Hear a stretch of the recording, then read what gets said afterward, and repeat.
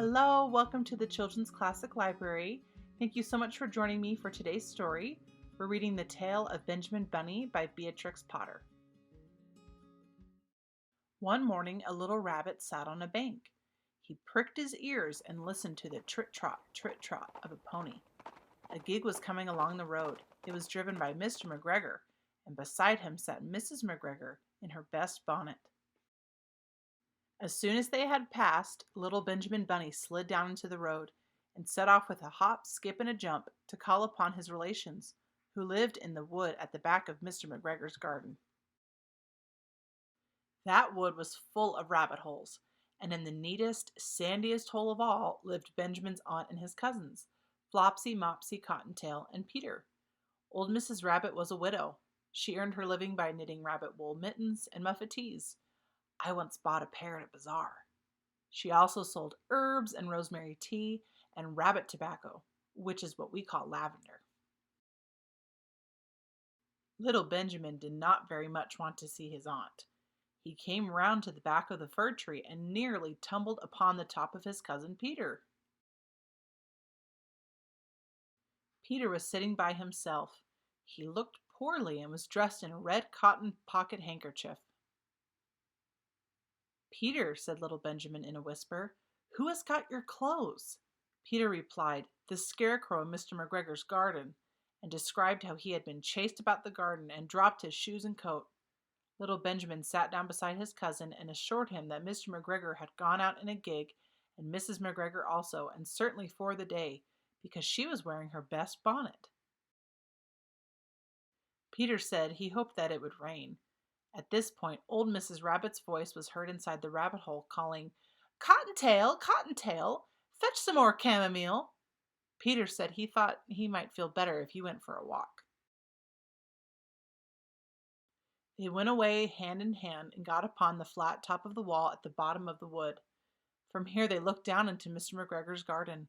Peter's coat and shoes were plainly to be seen upon the scarecrow, topped with an old tam-o'-shanter of Mr. McGregor's. Little Benjamin said, "It spoils people's clothes to squeeze under a gate. The proper way is to climb down a pear tree." Peter fell down head first, but it was of no consequence, as the bed below was newly raked and quite soft. It had been sown with lettuces.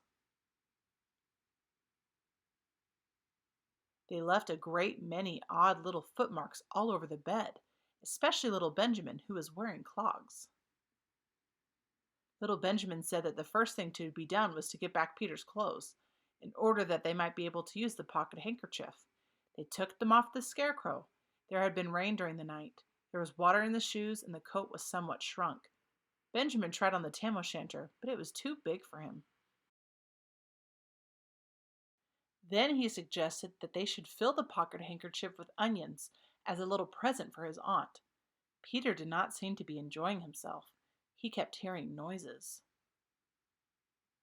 Benjamin, on the contrary, was perfectly at home, and ate a lettuce leaf. He said that he was in the habit of coming to the garden with his father to get lettuces for their Sunday dinner. The name of little Benjamin's papa was old Mr. Benjamin Bunny. The lettuces were certainly very fine. Peter did not eat anything. He said he should like to go home. Presently he dropped half of the onions.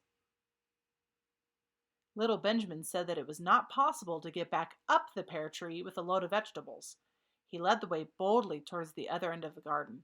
They went along a little walk on planks under a sunny red brick wall. The mice sat on their doorsteps cracking cherry stones. They winked at Peter Rabbit and little Benjamin Bunny. Presently, Peter let the pocket handkerchief go again. They got amongst the flower pots and frames and tubs. Peter heard noises worse than ever. His eyes were as big as lollipops. He was a step or two in front of his cousin when suddenly he stopped. This is what those little rabbits saw around that corner. Little Benjamin took one look, and then in half a minute less than no time, he hid himself and Peter and the onions underneath a large basket. The cat got up and stretched herself and came and sniffed at the basket. Perhaps she liked the smell of onions. Anyway, she sat down upon the top of the basket. She sat there for 5 hours. I cannot draw you a picture of Peter and Benjamin underneath the basket, because it was quite dark, and because the smell of onions was fearful, it made Peter Rabbit and little Benjamin cry. The sun got round behind the wood, and it was quite late in the afternoon, but still the cat sat upon the basket. At length there was a pitter patter, and some bits of mortar fell from the wall above. The cat looked up and saw old Mr. Benjamin Bunny prancing along the top of the wall of the upper terrace. He was smoking a pipe of rabbit tobacco and had a little switch in his hand. He was looking for his son. Old Mr. Bunny had no opinion whatever of cats. He took a tremendous jump off the top of the wall onto the top of the cat and cuffed it off the basket and kicked it into the greenhouse, scratching off a handful of fur. The cat was too much surprised to scratch back. When old Mr. Bunny had driven the cat into the greenhouse, he locked the door. Then he came back to the basket and took out his son Benjamin by the ears and whipped him with the little switch. Then he took out his nephew Peter. Then he took out the handkerchief of onions and marched out of the garden. When Mr. McGregor returned about a half an hour later, he observed several things which perplexed him. It looked as though some person had been walking all over the garden in a pair of clogs, only the footmarks were too ridiculously little. Also, he could not understand how the cat could have managed to shut herself up inside the greenhouse, locking the door upon the outside. When Peter got home, his mother forgave him, because she was so glad to see that he had found his shoes and coat. Cottontail and Peter folded up the pocket handkerchief, and old Mrs. Rabbit strung up the onions and hung them from the kitchen ceiling with the bunches of herbs and the rabbit tobacco. The end. Thank you so much for joining me for today's story. Make sure to check out some of our other wonderful stories, and I'll see you in the next one. Bye. Be subscribed.